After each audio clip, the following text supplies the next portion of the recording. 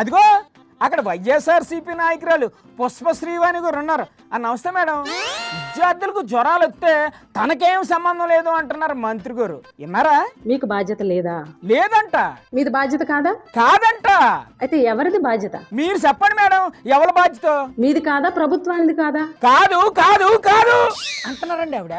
సంబంధిత శాఖ మంత్రి అయి ఉండి నాదా బాధ్యత అంటారు. నాకు కూడా జ్వరం వచ్చింది, అది కూడా నా బాధ్యతేనా అని అంటున్నారు మేడం మంత్రి గారు. మీ ప్రభుత్వ నిర్లక్ష్యం వల్ల, మీరు సురక్షితమైనటువంటి మంచినీళ్ళు అందించకపోవడం వల్ల కలుషిత నీరు తాగి సుమారుగా 200 పైచిలకు విద్యార్థులు హాస్పిటలైజ్డ్ అయితే మాకేంటి బాధ్యత అని చెప్పేసి బాధ్యత లేకుండా మాట్లాడతారా?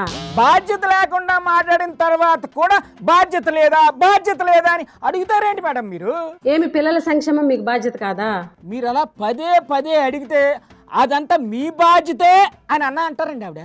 ఇప్పటికైనా బాధ్యతగా వ్యవహరించండి. అరే ఏంటండి మీరు, తన బాధ్యత కాదు అని ఆవిడ గోరు అంత క్లియర్ కట్ గా చెప్పిన తర్వాత కూడా బాధ్యతగా వ్యవహరించండి అంటారేంటండి బాబు? మీకు బాధ్యత లేనప్పుడు, బాధ్యతగా మీరు వ్యవహరించినప్పుడు మీకు పదవి ఎందుకు? మరి ఏడు చేయమంటారు? రాజీనామా చేసేయండి. బాధ్యత లేనంత మాత్రాన రాజీనామా చేసేస్తారేంటి? భలే చెప్తారండి మీరు.